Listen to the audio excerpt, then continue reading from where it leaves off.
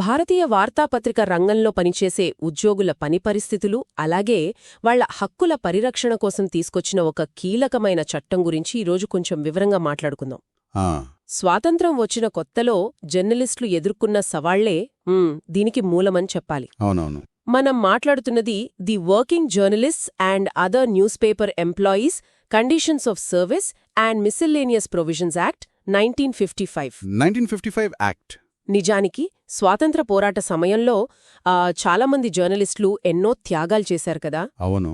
కాని దేశానికి స్వేచ్ఛ వచ్చాక చాలా యాజమాన్యాలు వాళ్ల శ్రమను పెద్దగా గుర్తించలేదు. అంటే సరైన జీతాలు లేవు, పని గంటలకు అసలు అదుపే లేదు, కనీస ఉద్యోగ భద్రత అనేది అస్సలే లేదు. అమ్మో. ఎవరైనా హక్కుల కోసం అడిగితే వెంటనే ఉద్యోగంలోంచి తీసేసే పరిస్థితుండేది. అంటే ఈ నేపథ్యంలోనే ప్రభుత్వమే జోక్యం చేసుకోవాల్సిన అవసరం ఏర్పడిందన్నమాట.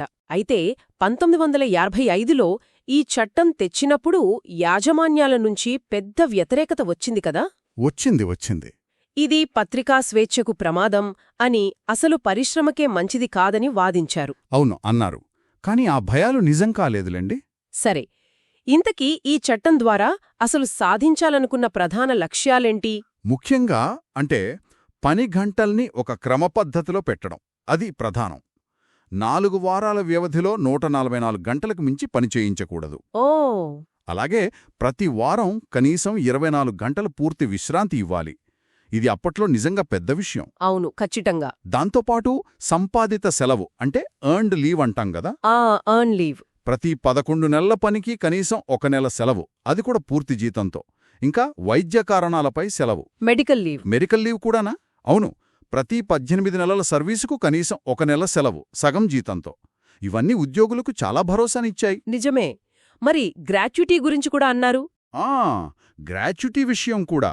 కనీసం 3 ఏళ్లు పనిచేసిన వారికి కూడా గ్రాట్యుటీ చెల్లించాలనే నిబంధన పెట్టారు. ఇది జర్నలిస్టులకు ఆర్థిక భద్రతనిచ్చింది. అలాగే ఉద్యోగం నుంచి తీసేయాలంటే ఎడిటర్లకు 6 నెలలు, ఇతరులకు 3 నెలల ముందస్తు నోటీస్ ఇవ్వాలి. ఇది యాజమాన్యాల ఇష్టానికి కొంచెం అడ్డుకట్ట వేసింది. పని గంటలు, సెలవులు, గ్రాటిట్యూటీ ఇవన్నీ సరే, కాని జీతభత్యాల విషయంలోనే కదా అసలు సమస్యలుండేది. మరి వాటి సంగతేంటి? వాటిని ఎలా నిర్ణయించారు? అవును, అది చాలా కీలకమైన అంశం. దానికోసం కేంద్ర ప్రభుత్వం వేజ్ బోర్డులను ఏర్పాటు చేసే అధికారం పొందింది. వేజ్ బోర్డులా? మొదట్లో జర్నలిస్టులకు మాత్రమే ఉండేదిది. కాని 1974లో ఒక సవరణ తెచ్చి పత్రికల్లో పనిచేసే ఇతర సిబ్బందికి, అంటే నాన్ జర్నలిస్ట్స్కు కూడా వేర్వేరు వేజ్ బోర్డులను నియమించే అధికారం ప్రభుత్వానికిచ్చారు. ఓ, అందరికీ వర్తింపచేశారన్నమాట. అంతే. ఈ బోర్డులేం చేస్తాయంటే జీవన వ్యయం, ఆ ప్రాంతంలో పత్రికా పరిశ్రమ ఆర్థిక పరిస్థితి ఎలా ఉంది, పక్కన ఇతర పరిశ్రమలలో జీతాలు ఎలా ఉన్నాయి, ఇలా చాలా అంశాలను లోతుగా చూసి సిఫార్సులు చేస్తాయి. వాటిని ప్రభుత్వం అమలు చేస్తుందా? ప్రభుత్వం వాటిని పరిశీలించి, ఆమోదించి, అవసరమైతే చిన్న చిన్న మార్పులతో అమలు చేస్తోంది. ఇంకో విషయం ఏంటంటే ఈ బోర్డు సిఫార్సులు దావడానికి టైం పడుతుంది కదా. అవును, పడుతుంది. అందుకని మధ్యంతరంగా, అంటే తక్షణ ఉపశమనంగా తాత్కాలిక వేతనాలను, ఇంటరిమ్ వేజెస్ అంటాం వాటిని, నిర్ణయించే అధికారం కూడా ప్రభుత్వానికిచ్చారు. ఓకే. ఒకవేళ ఏర్పాటు చేసిన వేజ్ బోర్డులు సరిగా పనిచేయడం లేదని ప్రభుత్వానికి అనిపిస్తే, వాటి స్థానంలో సమస్య పరిష్కారానికి ఒక ట్రిబ్యునల్ను ఏర్పాటు చేసే అధికారం కూడా ఉంది. ఓ, అదా సంగతి.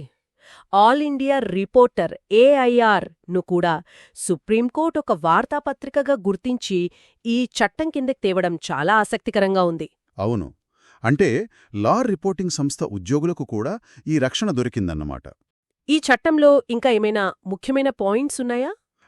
ఉన్నాయి. ఈ చట్టం వల్ల ఏమైందంటే అప్పటికే ఉన్న కొన్ని ముఖ్యమైన కార్మిక చట్టాల ప్రయోజనాలు కూడా వార్తాపత్రిక ఉద్యోగులకు వర్తించాయి.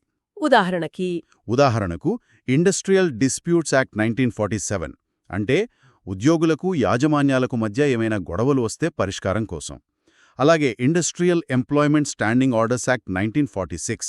Standing orders act? అవును, ఉద్యోగ నియమ నిబంధనల్లో స్పష్టత కోసం. ఇంకా ఎంప్లాయీస్ ప్రొవిడెంట్ ఫండ్స్ యాక్ట్ 1952, అంటే PF భద్రత కోసం. ఈ చట్టాల రక్షణ కూడా దొరికింది. చాలా రక్షణలున్నాయి. అంతేకాదు, ఉద్యోగులకు రావాల్సిన బకాయిలు, అంటే డబ్బులు రాబట్టుకోవడానికి సెక్షన్ 17 కింద ప్రభుత్వానికి అప్లై చేసుకోవచ్చు.